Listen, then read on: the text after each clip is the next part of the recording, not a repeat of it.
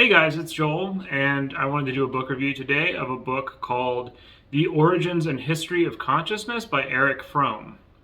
Now, this book's written, I think, in German in 1949, and then it's brought to the U.S. and translated by R.C. Hall in 1952, 54.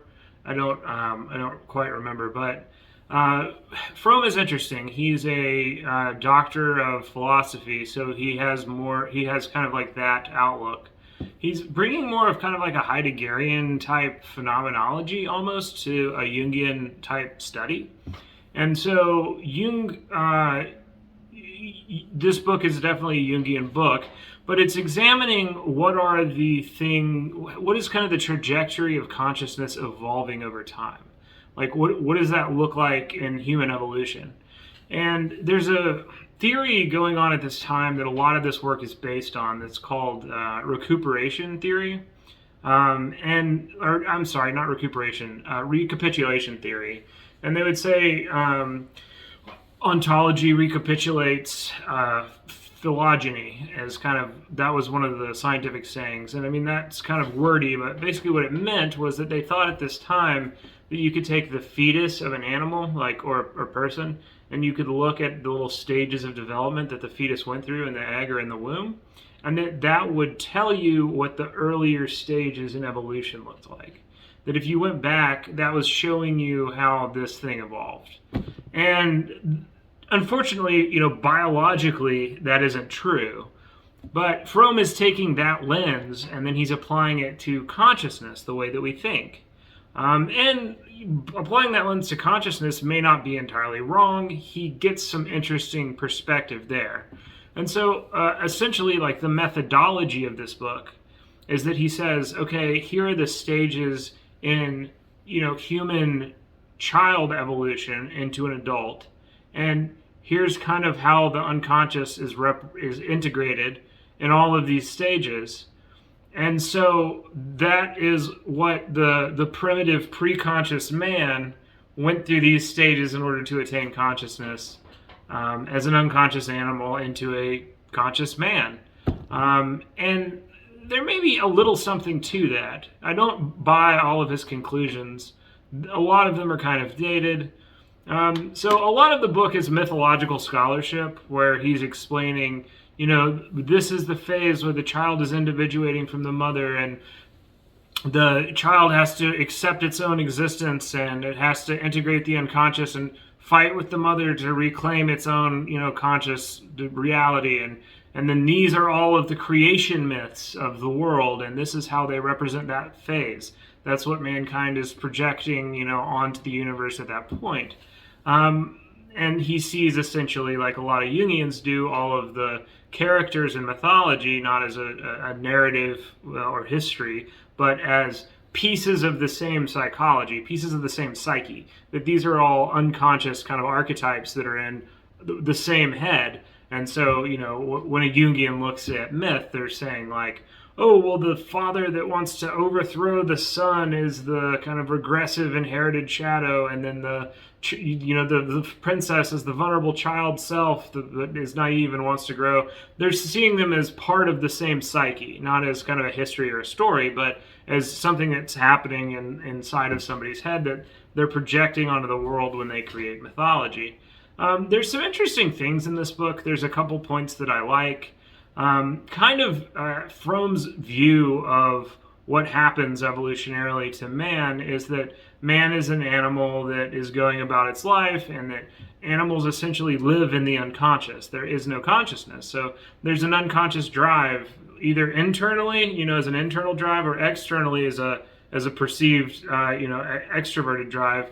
That, when I see an animal bigger than me, that I have to get big. When I see something and it's my body's telling me a certain thing, that I have to mate. When I see this kind of food, I eat it. When I see that kind of food, I don't. And then all of these kind of drives for behavior that are inherited are essentially unconscious. They're sort of just popping up and taking over the whole animal psychology and then letting go. And this is an unconscious process. There's nothing that mitigates between them. As man becomes more evolved, they essentially become so complex. There's so many drives that it needs sort of an orientating center to become conscious and then select which drives to use. but there are all of these sort of archetypal forces and drives that we get evolutionarily that are underneath us, that at any point are trying to push through into consciousness, and consciousness is trying to repress some of them and then pull the rest up. And that's kind of an interesting idea. As far as I know, this is the first time anyone sort of took Jungian psychology and then applied like an Evo Psych lens to it. Now, like if you get on YouTube, Evo Psych people are a dime a dozen. You can find a ton of people that are talking about why our psychology is the way that it is because of evolution, that, you know, or even through a Jungian lens, that you know, a dog will bark at a snake-shaped stick because the dog that didn't bark at the snake-shaped stick died. And they know that that shape is scary, and so they have to bark at it. And that's something that they're not choosing. That the dog wasn't taught that. It's an unconscious drive, and like that stuff's pretty common now. As far as I know, this is the first instance of somebody kind of trying to do that. And it's because Fromm has such a varied background. He knows mythology, he knows history, he knows psychology, and then he has also, you know, a doctorate of philosophy. And so he's sort of looking at a whole lot of culture and lenses in order to understand, you know, the phenomenology of what consciousness is. There's ideas that I like in here. He says, you know, that Jungians believe in introversion, that there's this force of kind of going inward to try and, you know, pull an object out of the self, or extroversion, going out here to try and understand the world by kind of projecting out. He says he's introducing an idea called Centroversion, which is essentially this process of building the self, building the ego, that it happens over the course of, you know, the infant's life.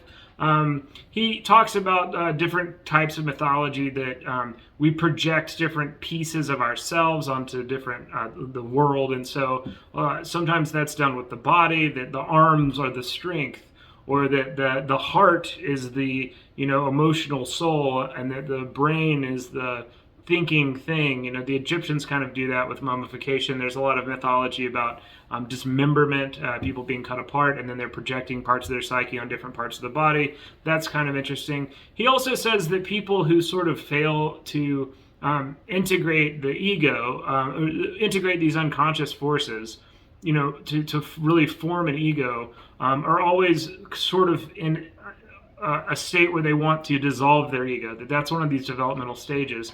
And he calls it Oroboric Incest.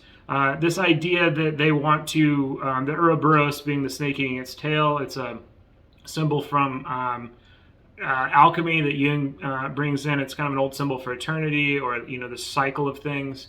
And then incest being going back into that cycle prematurely.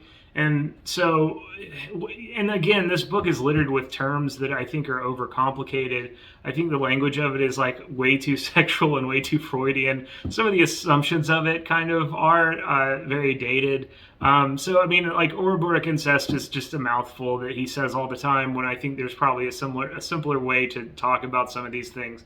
But essentially what he means is that there's this urge that we have to go back into the womb, to dissolve our ego, that the ego is this burden and we want to go back into the preconscious, and that when you're undeveloped, or that you have sort of a developmental neuroses, that comes out by, you know, giving into alcohol, just wanting to turn off the self, or dissolving your ego into sex, just a lover, you know, dissolving your ego into a group. And he says, this is one of the points I think is interesting, that, you know, the people who have not mastered this will think that they're radically individual, that they're highly individual, yet they'll always be looking for a religious or a political or some sort of identitarian group to just give their ego up to. They're always going to be, you know, feeling like, I see through the lies of society, I'm an individual, yet I align perfectly with this religious movement, or this new political movement, or this whatever that really is tricking me into becoming my identity, because they have that urge for Oroboric incest and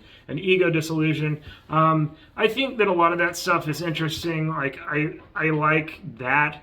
What I don't like is he puts the Jung's idea of the anima and feminine, and anima and animus, that there's a masculine and feminine part of us, at the forefront of this book, and uses it to say that consciousness is masculine and the uneven in women, and the unconscious is feminine. And so the conscious sees the unconscious and these myths as this, dragon devouring figure that it has to fight and differentiate itself from, and then differentiate its identity from, and then have autonomy over as it centroverts and it's created. I think a lot of that is largely garbage. It is sort of interesting as an idea, but and there is a trend in mythology for like the lots of groups of people saw sort of the idea of nature and chaos and growth and new life as a female type thing, like the Bacchic cult in Greece or something, and that order and stability and civilization and control as a masculine thing. There's a little bit to that. To say that all of consciousness is this process of us accepting masculinity and rejecting femininity or mastering it, I don't see. There's some really dated language in this. He talks about primitives. He talks about homosexuality in a way that is, I think, largely garbage. Also, whether or not this book worth it, and who do you recommend it to? I mean, I don't know. Like, he goes about this task very academically. It's interesting because this book is similar, the idea of kind of self-development, and that there's a pattern in all of mythology that is talking about our own development. I mean, that's Joseph Campbell, The Hero's Journey, which you don't get until, 30 years later. Well, not 30 years later, I'm sorry. It doesn't get popular until 30 years later, but, Campbell writes that in the 50s too. Late 50s, and it sort of gets popular in the late 60s, early 70s. So, he beats Campbell to that. I don't think his scholarship, I don't think his conclusions are as good.